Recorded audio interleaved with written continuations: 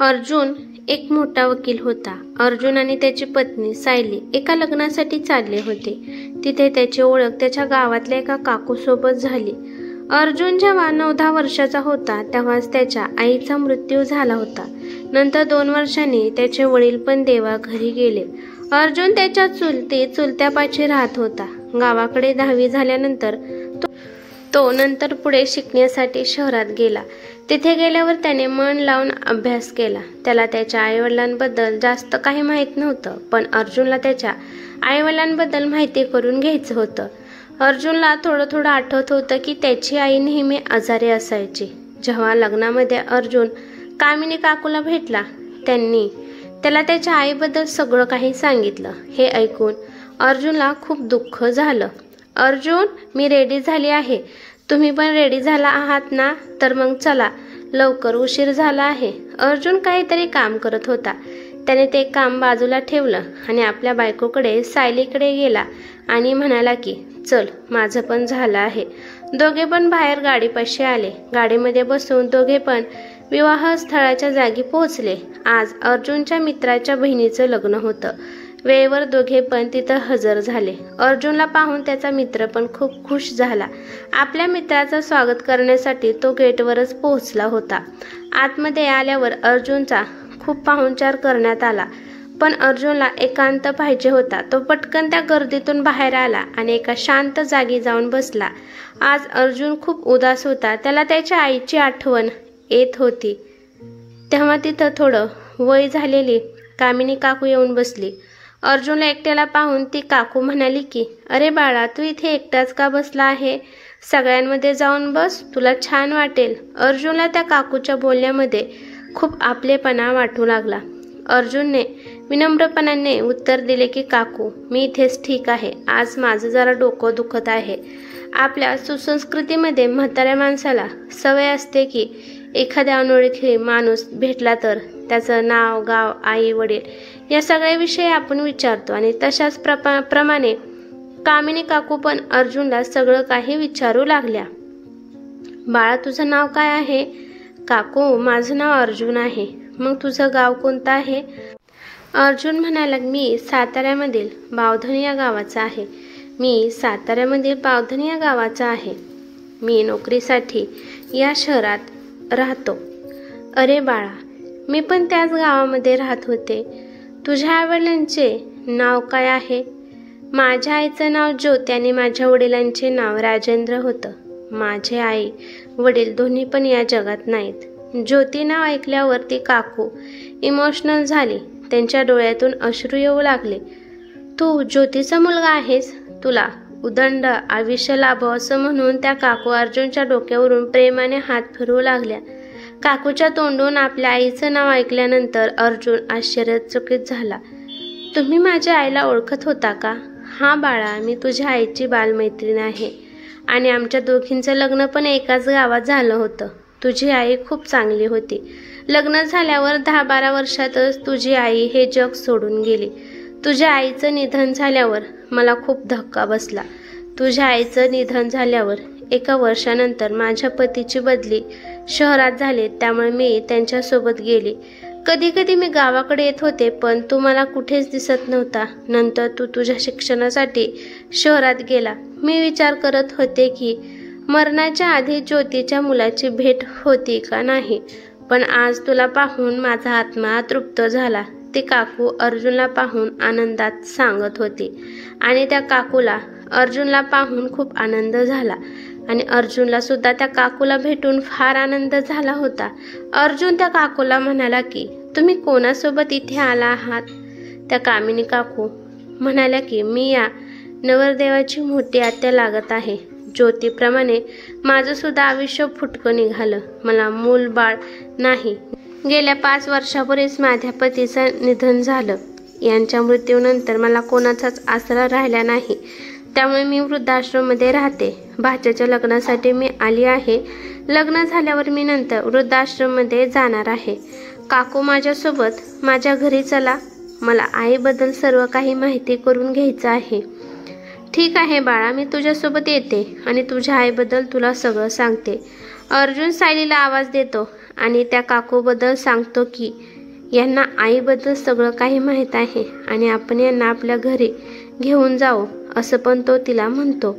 सायली पण अर्जुनच्या हामध्ये हा मिसळते. अर्जुन त्या काकूला म्हणतो की ही माझी बायको सायली आहे. सायली त्या काकूला नमस्कार करते. सायली खूप समजूतदार आणि बिनधास्त मुलगी आहे. त्यामुळेच तर खूप पारखून अर्जुनने तिच्यासोबत विवाह केला होता. सायलीला माहीत होतं की अर्जुन त्याच्या आईवर खूप प्रेम करत आहे. तो नेहमी आईची आठवण काढतो. सायली त्याच्या आयुष्यात आली, परंतु आईची जागा ही सायली सुद्धा पूर्ण करू शकली नाही. पण खरंच आईची जागा कोणीच भरून काढू शकत नाही. आज सायलीने अर्जुनच्या डोळ्यात एक प्रकारची वेगळी चमक पाहिली होती. ती चमक त्याच्या डोळ्यात काकूला भेटल्यामुळे आली होती. लग्न झाल्यावर अर्जुन आणि सायली त्या काकूला घेऊन त्यांच्या घरी येतात. त्यांना तिथे गेस्ट रूममध्ये ठेवतात. सगळ्यांचे जेवण झाल्यानंतर ते सगळे त्या खोलीमध्ये बसतात. अर्जुन त्या काकूला म्हणतो की काकू, मला माझ्या आईबद्दल आज सगळं काही सांगा. काकू म्हणाली की बाळा, मी तुला सगळं काही सांगते, पण तिची लहानपणीची तरी आधी कहाणी ऐकून घे. तुझी आई ज्योती, तिला मोठे 4 भाऊ होते. ती सगळ्यात छोटी होती. आपल्याला असं ऐकायला भेटतं की एकुलती एक बहीण असल्यावर तिचे खूप लाड होतात. पण ज्योतीच्या आयुष्यात वेगळं होतं. ज्योतीच्या आईवडिलांची आर्थिक परिस्थिती सामान्य होती. ज्योतीची आई थोड्याशा पैशातच सगळ्यांचा घर खर्च भागवत होती. 4 पण मुले झाली म्हणून ते नवरा बायको खुश होते, पण शेवटी मुलगी झाली म्हणून ते खूप नाराज होते. त्या काळात जर किती पण वाईट परिस्थिती असली, जर मुलगा झाला तर कोणीच नाराज होत नव्हतं, पण जर मुलगी झाली तर तिच्या लग्नाचा हुंड्याचा खूप टेन्शन त्यांना येत होतं. त्यांच्या अंगावर एक मोठं ओझं आलं आहे असं तिच्या आईवडिलांना वाटू लागलं. 4ही भावांबरोबर ज्योती पण मोठी होऊ लागली. ज्योतीला तिच्या भावाप्रमाणे कधीच नवीन खेळणं किंवा कपडे सणासुदीला खरेदी करून आणत नव्हते आणि कधीच ज्योतीकडे लक्ष देत नव्हते. ज्योती खूप निरागस होती. तिला कळतच नव्हतं की तिचे आईवडील तिच्यावर जास्त प्रेम करत नाहीत. ज्योती हे असं फूल होतं ज्याला पाणी न घालता घरामध्ये फुलत होतं. गावातील लोक तिच्या बोलण्यामुळे आणि तिच्या गोड आवाजामुळे मंत्रमुग्ध होत होती. खोड्या करण्याचं तिला माहीतच नव्हतं. एक दिवस ज्योती तिच्या भावांसोबत खेळत होती. खेळता खेळता ती पायऱ्यांवरून पडली आणि तिचं डोकं एका मोठ्या दगडाला लागलं. तिचे आई वडील पळत आले आणि त्यांनी पाहिलं की ज्योतीच्या डोक्यातून खूप रक्त येत आहे. ज्योती खूप रडत होती. तिच्या वडिलांनी तिच्या डोक्याला एक कापडा बांधला आणि गावातल्या वैद्याकडे नेलं. वैद्याने पाहिलं तर तिची जखम फार खोल गेली होती. त्यांनी त्या जखमीवर तात्पुरती मलमपट्टी केली, पण ज्योतीची हालत पाहून त्या वैद्याने सांगितलं की या मुलीला जबरदस्त मार लागला आहे. याकडे दुर्लक्ष करून जमणार नाही. लहान वयात लागलेली जखमा मोठ्या झाल्यावर उद्भवू शकतात. कदाचित तिच्या वेगळ्या डोक्यावर परिणाम होईल. तिला जेवढ्या लवकर होईल तेवढ्या लवकर शहरातल्या डॉक्टरकडे घेऊन जावा, नाहीतर तुमची लापरवाही तुम्हाला खूप महागात पडेल. घरी आल्यावर ज्योतीच्या आईवडिलांनी शहरात दवाखान्यात नेण्यासाठी किती खर्च होईल याचा अंदाज काढला. खर्च जास्त होत आहे म्हणल्यावर त्यांनी घरीच इलाज करायचा असं ठरवलं.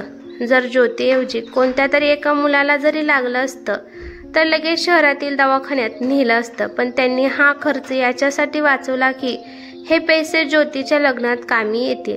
पण त्या जखमीमुळे ज्योतीची मानसिक स्थिती कमजोर झाली. हळूहळू ज्योती शांत राहू लागली. आई वडिलांनी तरी सुद्धा तिच्याकडे लक्ष दिलं नाही. एके दिवशी अजून एकदा घटना घडली. ज्योती चुलीवर जेवण बनवत होती, पण तिच्या डोक्यात काहीतरी विचार सुरू होते.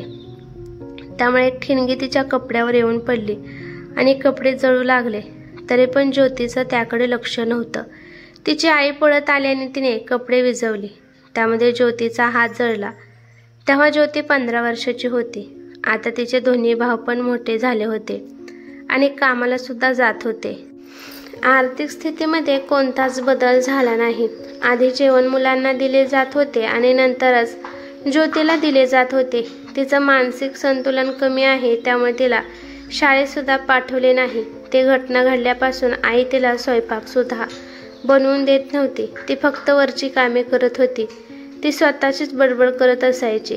कधी कधी तिच्या मैत्रिणींसोबत बाहेर फिरायला पण जात होती.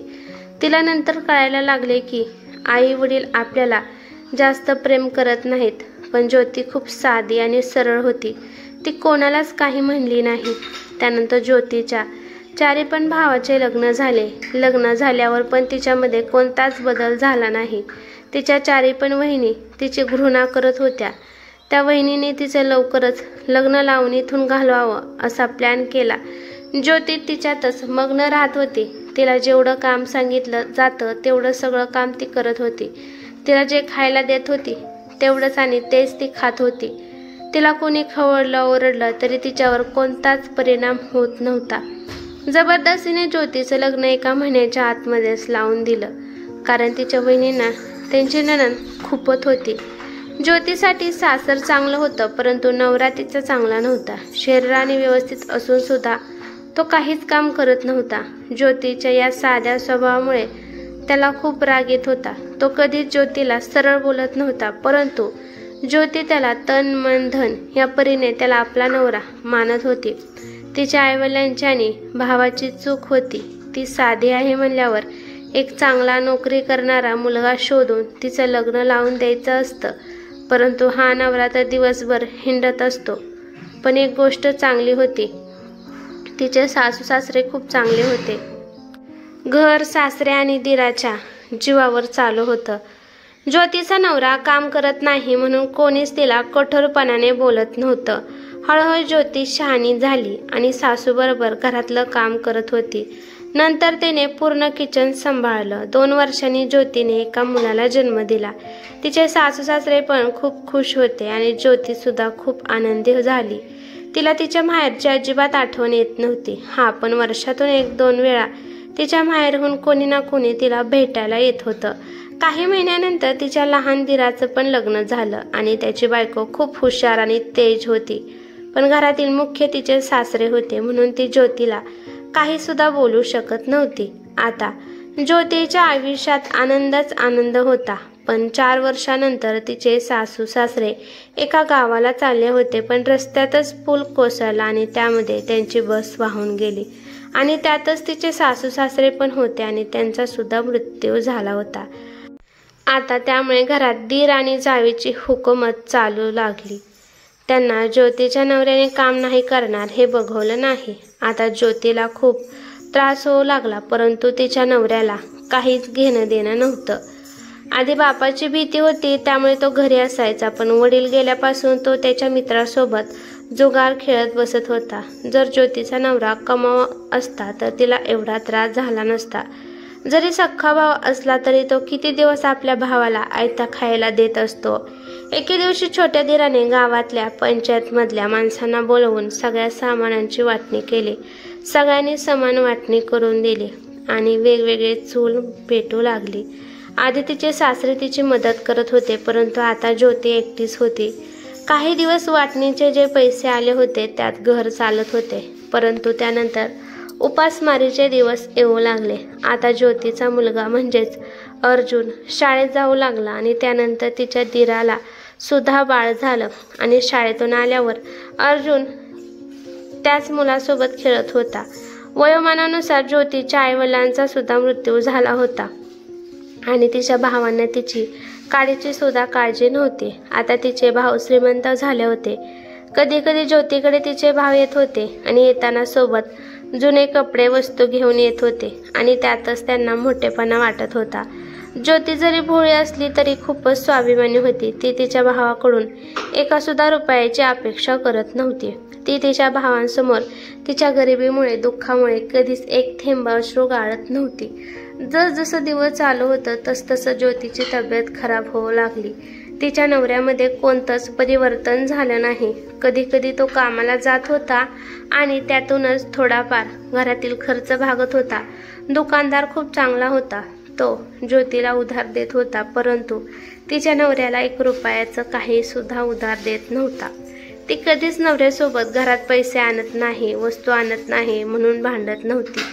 ती तिच्या सासूचे जे दागिने तिला वाटणीत मिळाले होते ते दागिने गहाण ठेवून घर खर्च भागवत होती.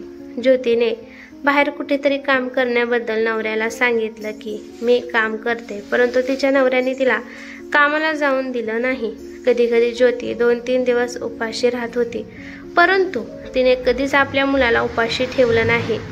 ती तिच्या मुलासाठी वेगळं पैसे काढून ठेवत होती. एके दिवशी पहिल्यांदा ज्योतीने तिच्या जावेपुढे हात जोडले आणि म्हणाली की माझ्याकडे जे पण सामान आहे तेवढं सगळं घे, परंतु माझ्या मुलाला 2 टायमाचं जेवण दे.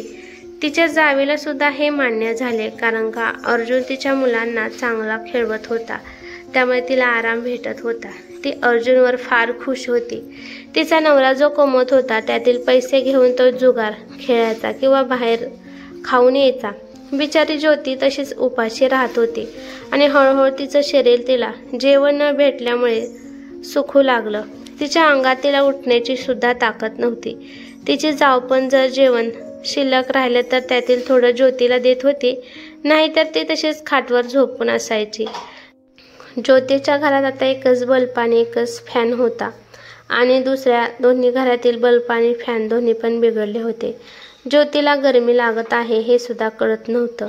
जर तिचा मुलगा म्हणाला ना मला गरमी लागत आहे, तर ते आपल्या मुलाला हाताने एखादा कागद घेऊन त्याला हवा घालत होते.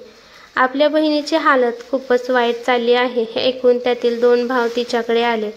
आपल्या बहिणीची ही हालत पाहून त्यांना तिची काळजी घेण्यासाठी सोबत घेऊन सुद्धा जाता येत नव्हतं, कारण त्यांच्या बायका खूप वाईट होत्या आणि लोक काय म्हणतील. बहीण आजारी आहे तरी एक सुद्धा भाऊ बघायला आला नाही, त्यामुळे ते दोघे आले होते. दोन्ही पण भावांना पाहून ज्योतीला खूप आनंद झाला.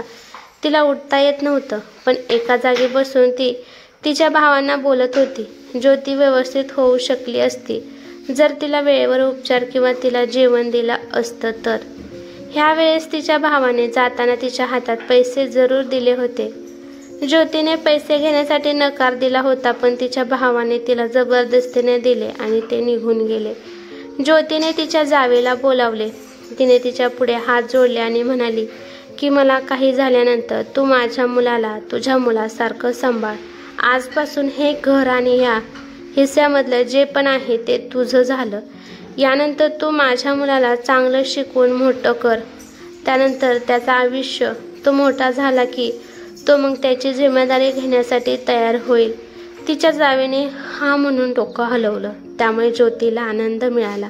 ज्योती तिच्या जावेला म्हणाली की आज मला खूप भीती वाटत आहे, त्यामुळे त्यांना कोणाला तरी बोलवायला सांग.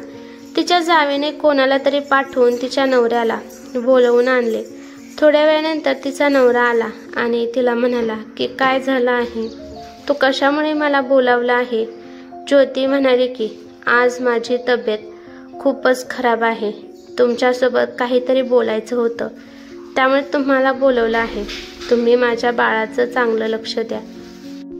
मी माझ्या बाळाची जिम्मेदारी तुमच्यावर आणि जावेवर सोपवली आहे. असं म्हणल्यावर ज्योतीच्या डोळ्यातून अश्रू येऊ लागले. आज पहिल्यांदा तिचा नवरा तिला प्रेमाने बोलला होता. तो म्हणाला तुला काही सुद्धा होणार नाही, तू अशी का बोलत आहे. तिचा नवरा तिला म्हणाला की तू आज काही खाल्लं आहे का. ती काही पण बोलली नाही, पण त्यांचा मुलगा अर्जुन म्हणाला की आईने फक्त आज पाणीच पिले आहे. तिचा नवरा पटकन बाहेर गेला आणि दूध घेऊन आला. दूध गरम करून त्याने एक ग्लास भरून त्याच्या हाताने ज्योतीला दूध पाजले. आज ज्योतीला खूप आनंद झाला. तिच्या नवऱ्यामध्ये पहिल्यांदा झालेला बदल पाहून तिला खूप छान वाटत होतं. तिचा नवरा म्हणाला की मी तुला उद्या हॉस्पिटलमध्ये घेऊन जातो आणि कशाचं पण टेन्शन घेऊ नको, बिनधास्त राहा, सगळं ठीक होईल. एवढं म्हणून तो अजून घराच्या बाहेर निघून गेला. कदाचित तो उद्या हॉस्पिटलमध्ये जाण्यासाठी पैसे आणायला गेला असेल. नंतर ज्योतीने तिच्या मुलाला तिच्यापाशी बसवलं. डोळे भरून तिने तिच्या लेकराला पाहिलं. ती खूप प्रेमाने आपल्या लेकराच्या डोक्यावरून हात फिरवत होती. ज्योतीने आज जेवढं पाणी पिलं नसेल तेवढं तिचं आज अश्रू वाहत होते. जे पैसे तिच्या भावाने तिला दिले होते ते तिने पैसे अर्जुनच्या हातात दिले. पैसे पाहून अर्जुन खूप खुश झाला. त्या दोघांनी बसून खूप गप्पा मारल्या. गप्पा मारता मारता त्या दोघांना कधी झोप लागली हे कळालेच नाही. थोड्या वेळानंतर ज्योतीचा नवरा आला. त्या दोघांना निवांत झोपलेलं पाहून त्याने त्यांना उठवलं नाही आणि तो पण झोपी गेला. सकाळ झाली, सगळे उठले, परंतु अजून ज्योती उठली नव्हती. ती उठणार कशी होती? कारण का ती कायमची झोपी गेली होती. ज्योतीने माहेरी आणि सासरी तिचं प्रत्येक कर्तव्य पार पाडलं होतं. तिला कोणत्या जन्माचं पाप मिळालं होतं, त्यामुळे तिचा असा मृत्यू झाला. सांगता सांगता कामिनी काकू रडत होत्या.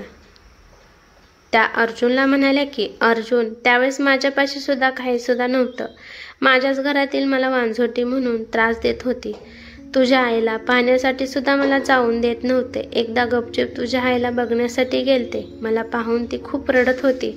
तिने मला सांगितलं की जर मला काय झालं तर माझ्या मुलाची चौकशी करत जा. माझी मैत्रीण भुकेसाठी तडफडून देवाघरी गेली. तुझी आई मरण पावल्यावर तुझे बाबा तिचे दोषी समजू लागले आणि ते पण खूप आजारी पडू लागले आणि 2 वर्षानंतर ते पण हे जग सोडून गेले. कामिनी काकूच्या डोळ्यातून अश्रू थांबतच नव्हते. आपल्या आईची दुःखाची कहाणी ऐकून अर्जुनला सुद्धा खूप रडायला येत होतं. सायली सुद्धा खूप रडत होती. तिघे भरपूर वेळ रडत होते. त्यानंतर कामिनी काकूने अर्जुनचे डोळे पुसले आणि म्हणाल्या की रडू नकोस अर्जुन. तुझ्या आईचे जे चांगले कर्म होते त्या कर्मामुळे तू आज शिकून तुझ्या पायावर उभा आहेस. तुला आज एवढा मोठा झालेला पाहून मला खूप आनंद झाला. अर्जुनने आपले डोकं कामिनी काकूच्या मांडीवर ठेवलं आणि तो म्हणाला की काकू, आता तुम्ही इथेच राहावा. मला तुमच्यामध्ये माझी आई दिसते. तुमच्या स्पर्शामध्ये मला आईचा स्पर्श जाणवतो. काकू म्हणाली की अर्जुन, मला सुद्धा देवाने पूर्ण आयुष्य वांजोटे ठेवलं आहे. आजपासून तू माझं बाळ आणि मी तुझी आई आहे. त्यामुळे मी तुला सोडून कुठे जाणार नाही. अर्जुनला काकूसोबत खुश पाहून सायली पण खुश झाली आणि अर्जुनला काकूच्या रूपात आई मिळाली आणि काकूला अर्जुनच्या रूपात मुलगा मिळाला. ही कथा कशी वाटली ते मला कमेंट करून नक्की सांगा. कथा आवडली तर लाईक शेअर नक्की करा आणि चॅनेलवरती नवीन असाल तर चॅनेलला सबस्क्राईब करा. धन्यवाद.